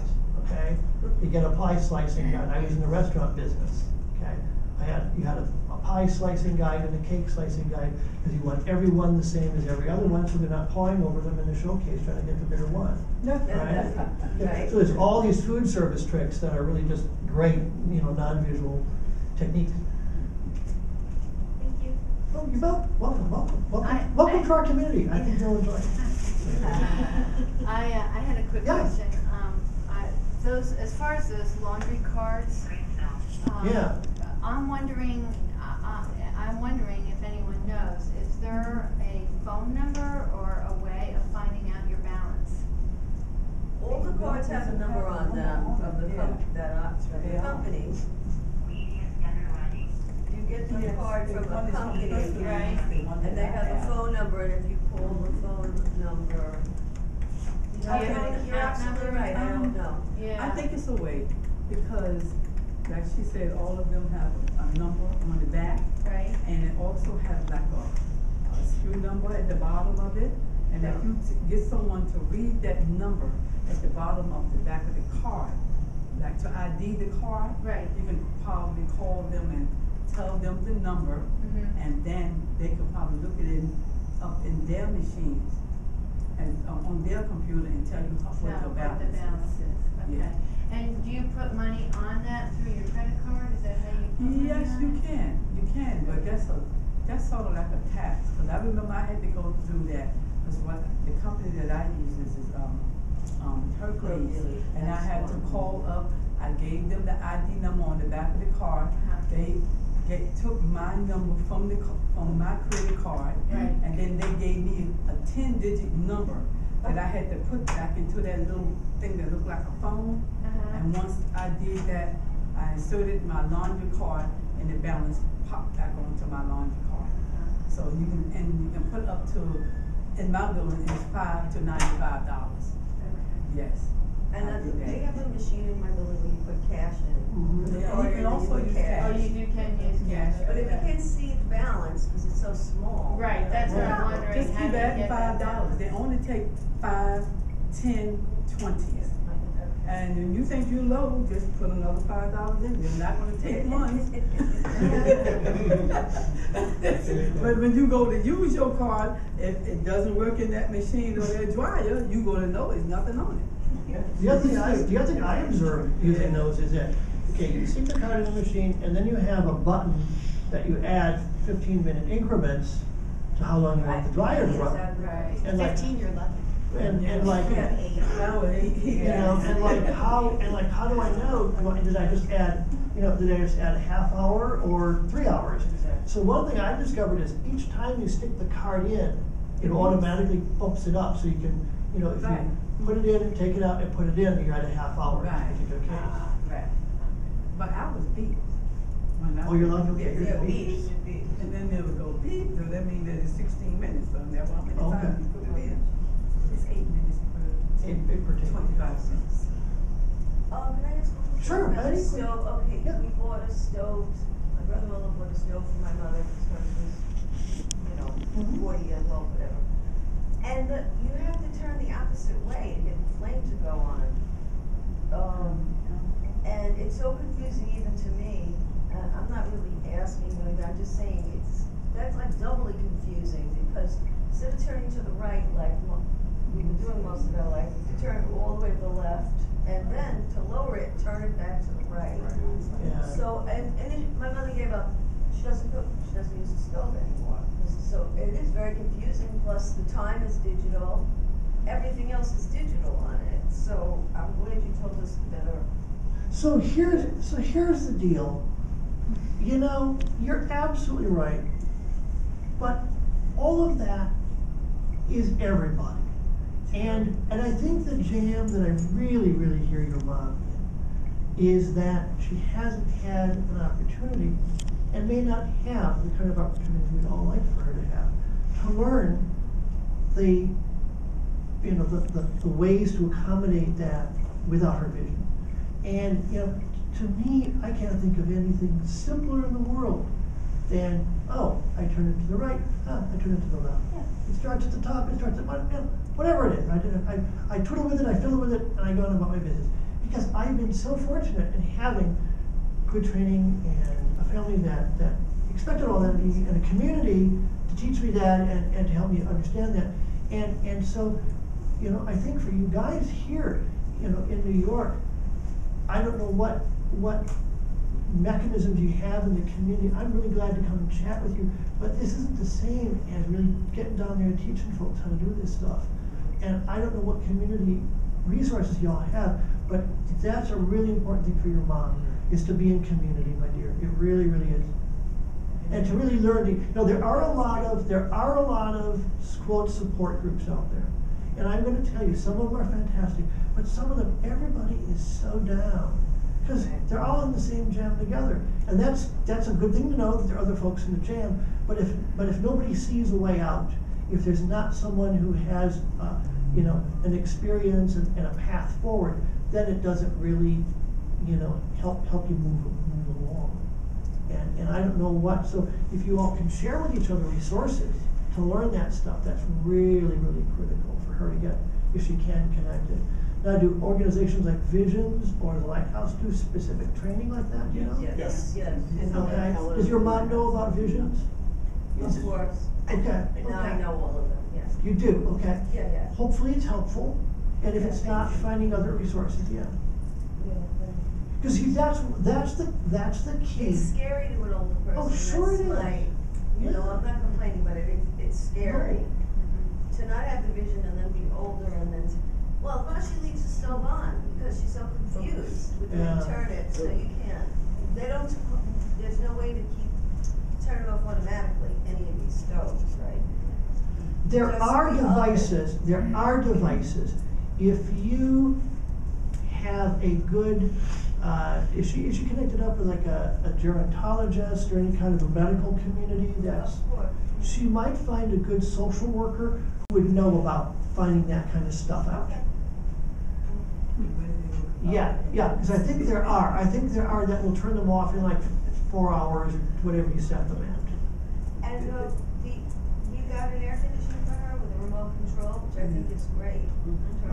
The only thing is you have to find the remote control. You don't have an engine.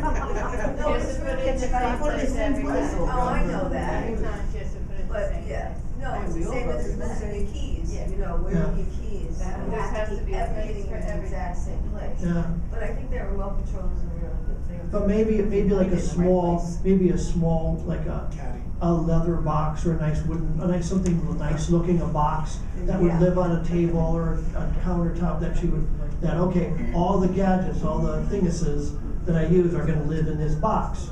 Yeah. No, that's true, I have to. Can I ask Yes, a ma'am. question about not an appliance but cell phones?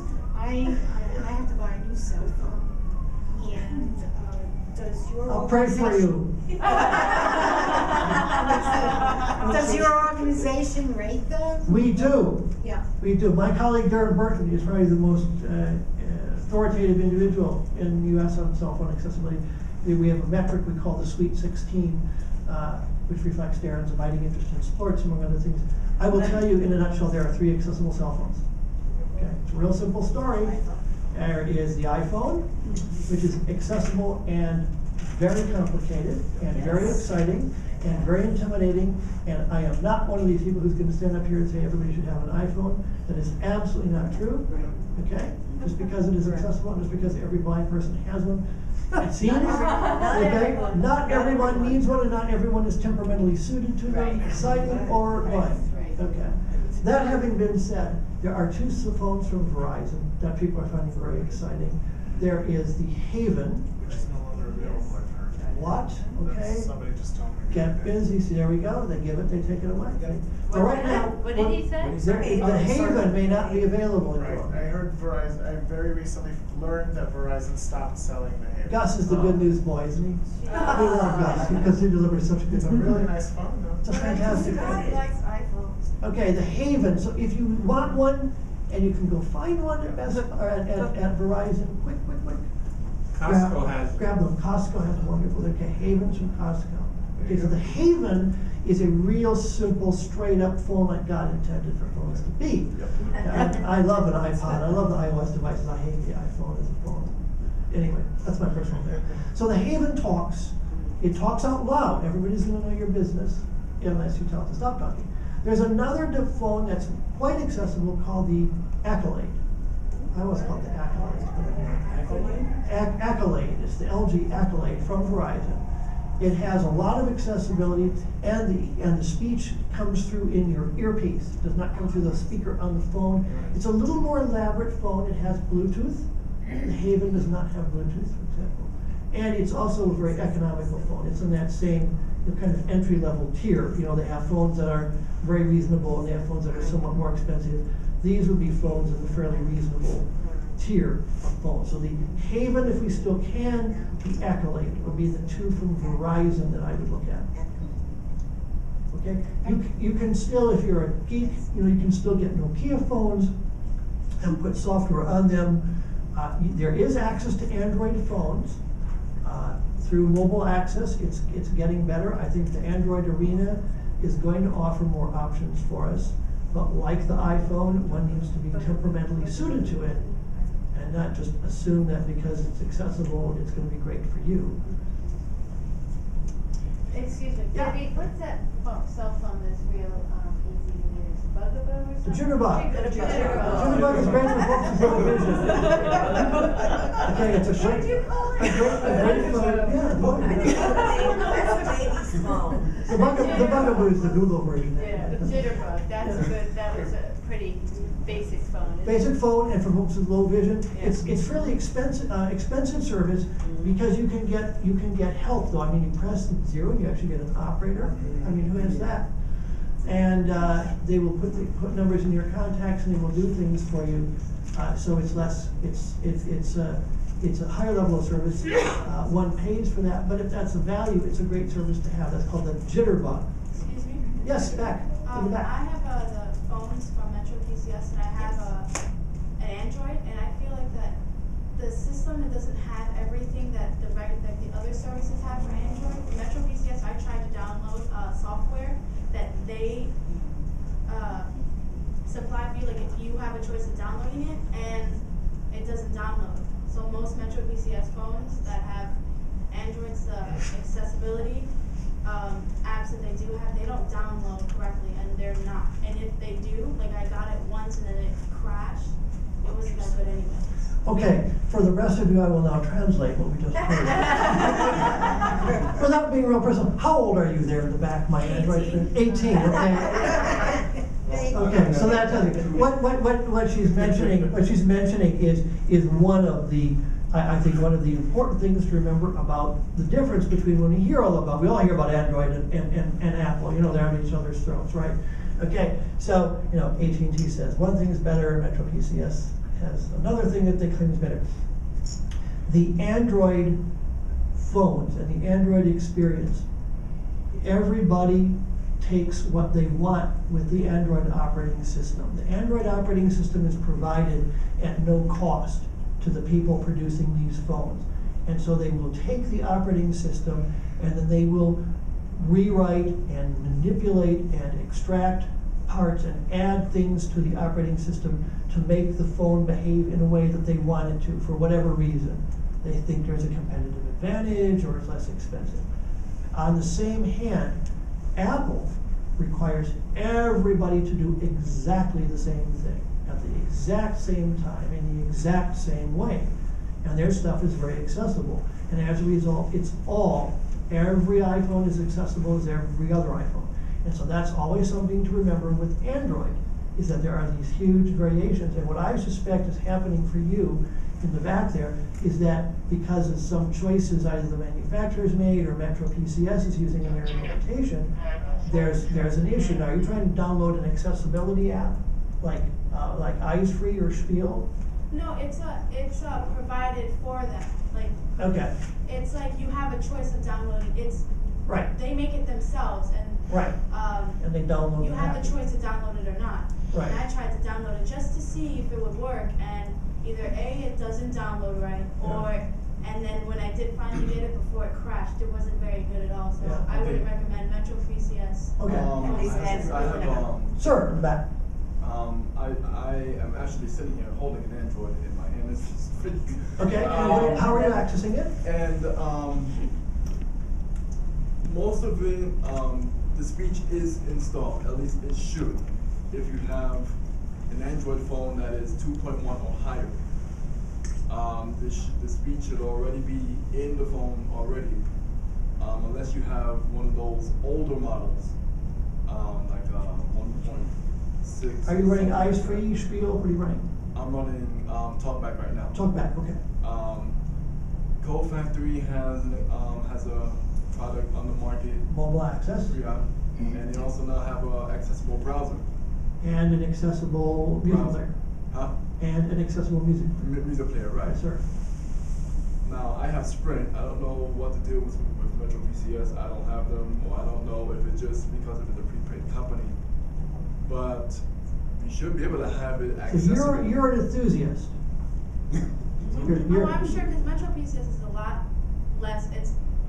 You basically get what you pay for. Okay, so thumbs up for Sprint, thumbs down for Metro PCS. So Mr. Baruch on the 14th floor. Okay. I'm switching to Sprint because of that. You're switching to Sprint. There you go. Okay. Because with the market right now, even with Sprint, if you have, let's say you want to get an accessible package, well, at the time you can just be able to use your credit card. But if you don't have a credit card, you can now if you know you have a standing account, you can pay for it via charging into your account. Right. Yep. All right. Good. Okay. So we diverged a bit, but look, a lot of the here's the deal, guys. Here's the takeaway on this whole thing. I take it the gentleman is younger than older. I'm like 32. You're 32. I'm 29. You're 29. Well, they're puppies. They're just kids. So here's the deal. These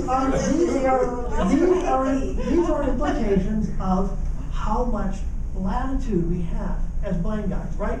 So we have these skills and techniques and experiences, okay? When you're 18, you're living in a milieu and in a world where this stuff is just sort of in your pores, right? It's everywhere.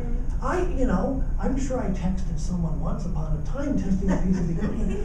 But, the idea of texting to me, can you imagine me staying to 140 characters? Probably not. It's easy to just pick up a phone. Yeah. So, and then by contrast, we have our dear friend in the back whose mom's in a real jam with getting the laundry done. So this, you see, has everything to do with how this stuff works, but it also has everything to do with us.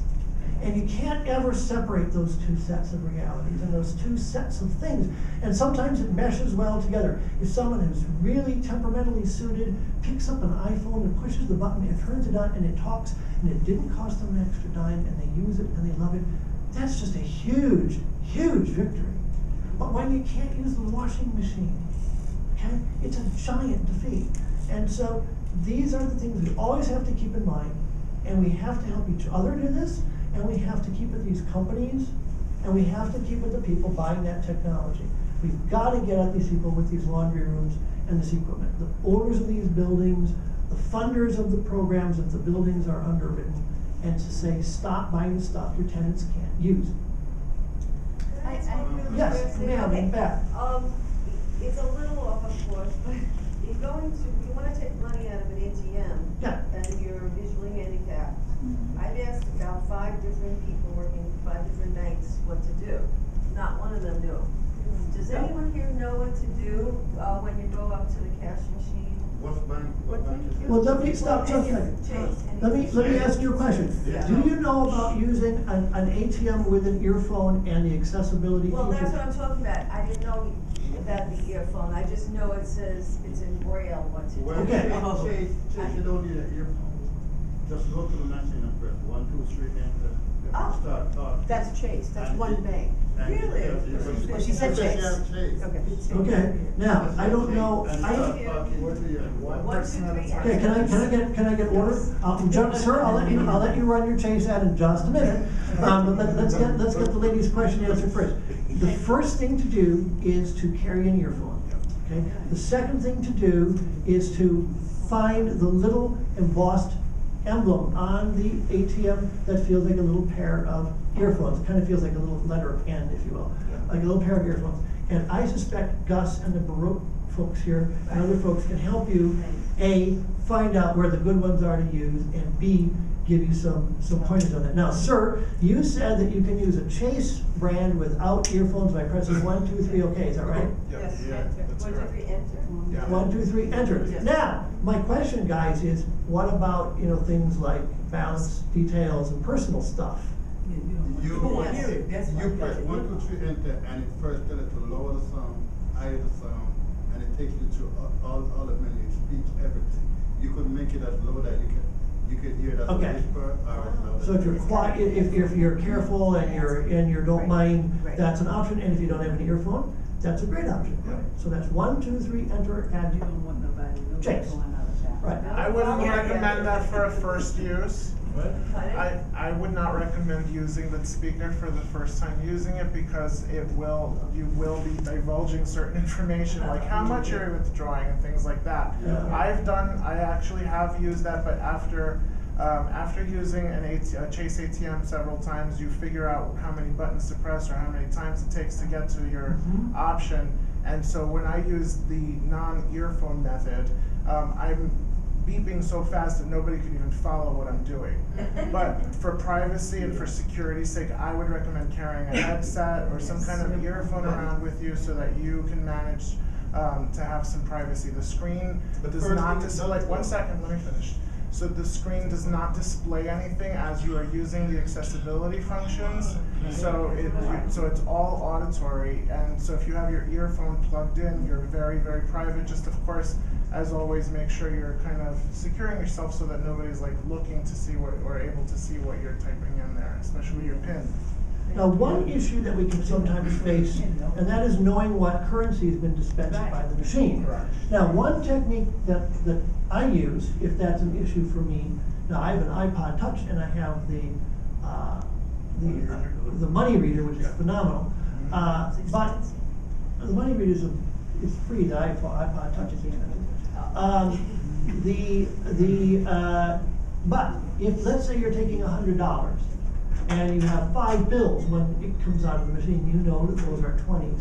So that is one real simple kind of first level technique to know. Now, they don't all dispense all 20s when you select a multiple of 20. Some of them will dispense whatever they have more of than they want, so they might give you some 10s if they're short on 20s and have a lot of 10s inside. But as a practical matter, that is one technique.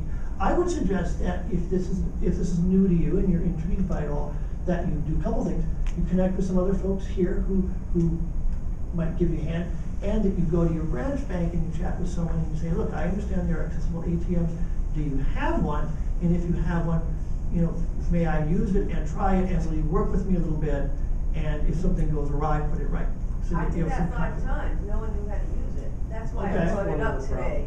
All right. The banks did. Now I know. So it sounds like you've got some guys here, and you've got a little a leg up. You bet. Glad we can do that for you. You can always call me as well and make an appointment. We can have conversations around this. What's your name?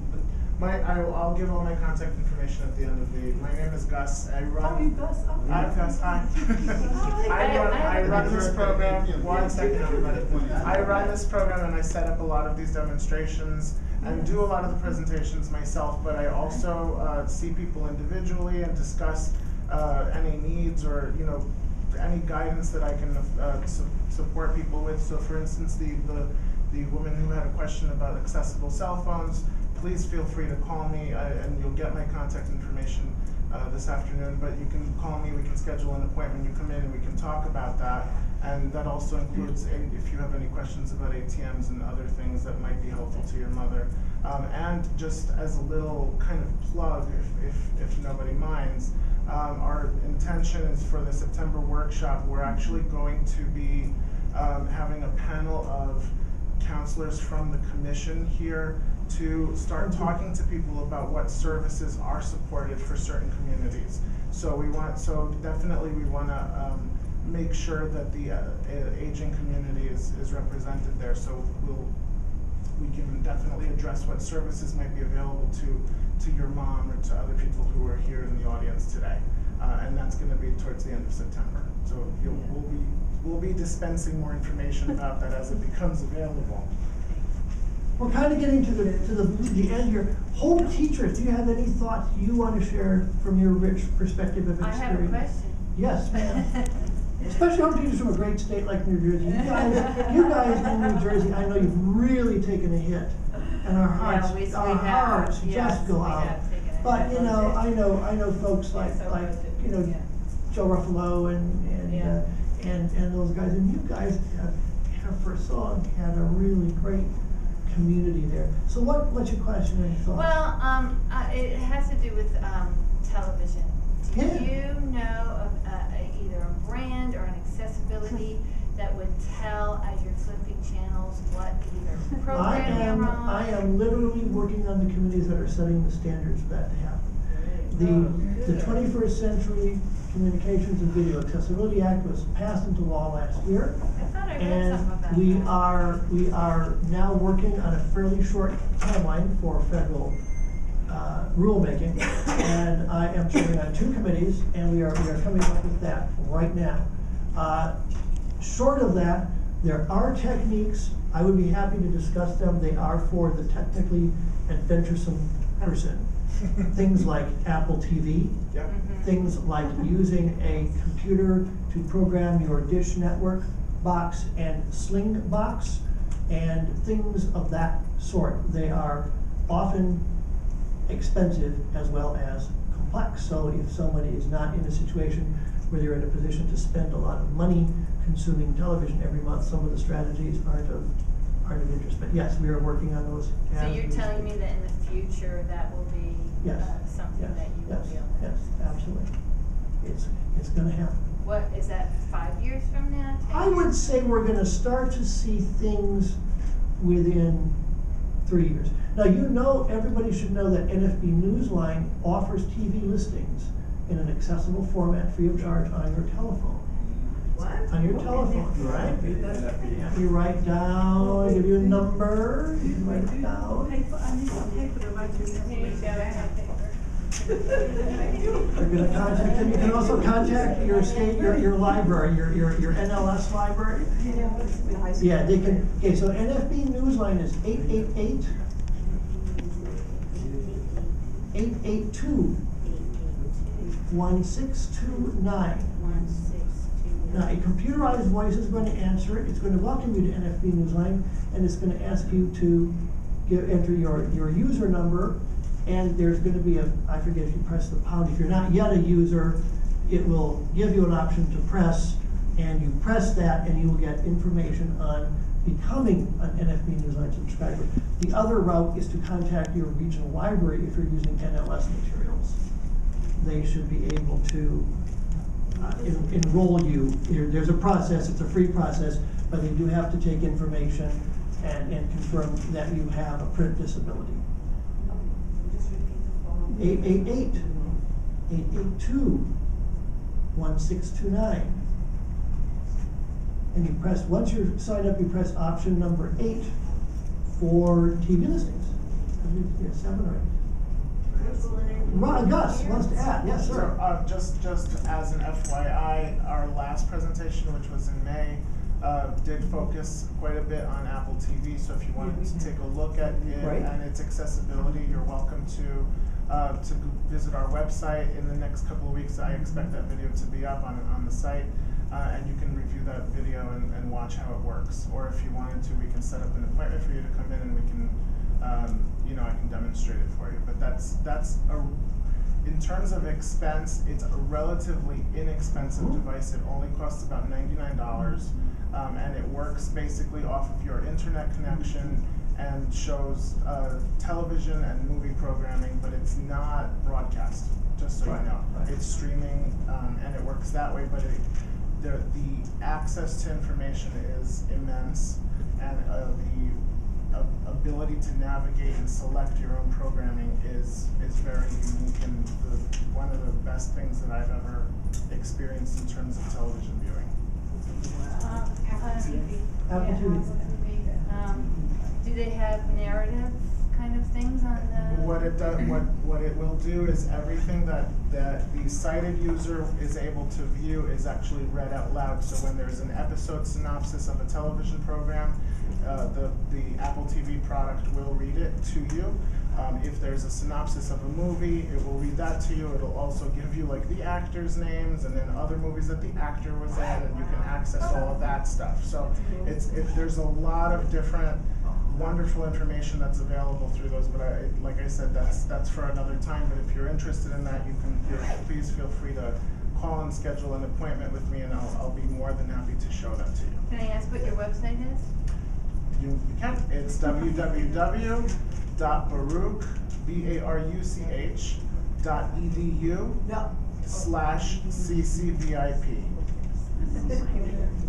Okay, and CCVIP, of course, is the Computer Center for Visually Impaired People, just in case you want to know what that means. And then all of our presentations that we've had for the past couple of years are on that website, so you're able to view those, as well as some videos from our conference and things of that nature. And this video, the video of today's presentation, will be on there hopefully in the next month or so. On the regular television, can't you do SAP or something like that? That's for programming that has SAP, which is secondary audio programming, where it's either if there's a program that has what's the word? Audio description. Then it will show up through that secondary audio. It's getting tough, though, Gus. It's getting tough. The switch to digital television created a technical rat hole, and description fell into the text. It's a very high definition rat hole. I hear it's lovely. It looks beautiful, but there's no audio, so we know not what the rats are doing. But seriously, that is one of the things that this legislation is attempting to correct, and that is to make sure that when the mandated description is provided, that everybody receives it regardless of how you're watching television and from whom you are getting your service. We have in this country an almost Orwellian way of getting television compared to the rest of the world. The majority of people in the West watch television, believe it or not, over the air. Satellites and cable are the exceptions. I have in my office a box from the United Kingdom that you just go out and buy, and it's a talking set-top box. About 85% of people use these, and they get like 30 channels. They call it free to air, and the box is completely accessible, and they've got all kinds of described programming. There's more described American programming available in London than in New York City. And in fact, there's a technology called Slingbox where you can watch television in one place from another place, and people are buying subscriptions and watching television in the United Kingdom, here in the United States, because of accessibility. Shattering the copyright laws, but no one's going after them yet. But yeah, so it's wild and woolly. So the answer to my question is, it exists, but it's not It's accessible. hard to get at. It's hard to get at. It used to be like a button to press on your remote or on your television. Yes. Now it's like menu driven, and it's just more complicated. Well, one of the regulations we're doing is that it's got to be accessible. It's got to be a single button, or it has to tell you when you turn on your television. If it didn't have a single button, it would tell you how to get to it, for example. But mainly when the doggone television turns, these flat panel displays, you can't tell when they're on or off, right? That's right. Except the Samsungs, ironically have a touch panel on the front, so you touch the TV, but then you know you've turned it off. You know. Actually, it also makes the sound when it goes off. Yes. It goes on and off. Yes, it does. Yes, ma'am. I just had a question, because I know that I used to get calls about this whenever today. Yeah. That SAP is used for other things besides audio description. It's used for language translation.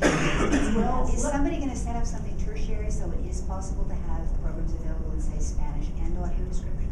Oh my goodness, you should have been at my last committee meeting. There was a problem with that. The answer is we don't know. The fact of the matter is, Ellen, we don't know how much competition there's going to be for that I've space. heard that depending on where you are in the country, there could be quite a bit. I've heard the same thing from some people. Other people say no. I think the practical reality is that the first 5 years or so, we are looking at using the existing second channel of audio for blindness-related description. We only have to, remember, there's only a few hours a week that are required, though. So we're not talking about that many hours a week. And then we're going to focus on really making sure that, A, everybody can get to it, that the TV sets and the set-top boxes all work, that the carriers are putting the signal into their programming, and that 3, we as blind guys can get to it, we can know that it's there, and we can turn it on or turn it off consistently and easily. I think that's kind of the shorter to medium term picture. In the broadcast world, if you are an over-the-air broadcaster, you have lots of what we call bandwidth. Okay, imagine a highway. Okay, imagine imagine I-95. Okay, and you've got I-95, and you can put as many lanes in I-95 as you want. You can have 5 lanes, or you can have 20 lanes, and you can change them up pretty easily. Oh, we're going to have 10 lanes going one direction and 2 lanes going the other direction. Oh, now we're going to change it. Okay. If you are a satellite provider, you only have so many lanes, and they are all full, and there's no changing them. Okay. And those are 2 very different sorts of technical dilemmas. So on the one hand, yeah, we could create a Spanish channel and a French channel and a description in Spanish channel and a description in French channel and a description in English channel. Okay, that would be really technically possible over the air. Satellite, no way. Cable, kind of in between. So there's a technical dilemma posed by how we get TV, and that the ways that we get TV differ kind of in the back of the room. It's not the same guy behind every curtain, to reference the Wizard of Oz. There's 3 different curtains. There's 3 different wizards. Sometimes when the stuff is on, it changes the language of a certain program. Yes. Yes. Well, may I just buzz in here? When when you go to a movie theater here, as we're talking about movies now, I find it very difficult to go to a kind of independent movie. When I go to movies in Austria and I want to see a movie that was originally shot in French, I can hear it in German. They are always translating it. So why do I have to read subtitles here, which I can't, obviously? Well, the correct answer is that has not been, that has not been, commercially viable. I think the real answer is we're pretty xenophobic here. We wouldn't think of doing any such thing. No, but there are everyone, many people may have heard of the girl with the dragon tattoo. Right. It's just an example. Yeah. I have the DVD from Austria here in New York. Yeah. I can see it in German, in English, and everything. But when I go to the movie theater here, and I know it's already dubbed in English, I have to read subtitles, and they're talking Swedish to me. Yeah. So I just think it's our temperament as a country. Really? And it's not going to change. It's not going to change. Well, I started going back to Austria and looking at the French movies there. That's why people are spending $80 a month on British television in the United States. Absolutely. You've hit it right on the head. On what television? To watch, you can watch, like I was saying before, you can get a Slingbox proxy account and watch the BBC and British TV for about $80 a month. Yeah. Oh, are you still taking? I am. Oh, thank you. And by the way, I enjoyed the talk very much. Thank you, dear. Before we clap. Well, no, I can't remember. Oh, yeah, someone had mentioned, it had to do with the phone, that they can get an operator assistance. Yes. And I just wanted to mention that anyone who's legally blind can get free operator assistance on their phone. On their regular phone, that's really important. On their regular phone, where the operator, I mean, it's such a simple thing, but I don't know if everyone knows, where the operator will dial the number for you. Yeah, it's a good point. You need to register and talk with your phone carrier. You don't have to dial the number, I mean, the operator has to dial the phone. Now, learning to dial the phone independently, I'm going to tell you something. It's hard. Learning to dial the phone independently is a very important skill. And again, for those of us who have had the benefit of many resources, it's a very simple, like turning on a light switch, dialing the phone. But it's a skill that is manageable as kind of an early level skill, kind of a first line skill. And it can be really liberating and exciting for someone to master that, stick to it and master that and accomplish that. Because the journey from dialing a telephone to turning on a TV and making an adjustment on an appliance isn't as big as that journey from not doing anything to dialing the phone the first time. That's my take on it. So that's something, if you can find someone to help teach how to dial the phone independently, that might be a really liberating thing for you. Someone told me that the number 5 on every phone has markings on it. Many of them, the majority of them do, yes, it'll have a dot. And there are techniques that we all use to orient your fingers and reach up and down and to the sides in a consistent manner and listen carefully to the tone in our ear and dial the number out. The cell phones usually have 2 dots on it. And the cell phones often. I would stick with a regular phone though in learning to do it the first time. Gus, we're getting to the end. You have stuff to business now. Yeah, just a couple of things that I want to. This? No. Well, first I want to just thank Brad for coming and being with us today.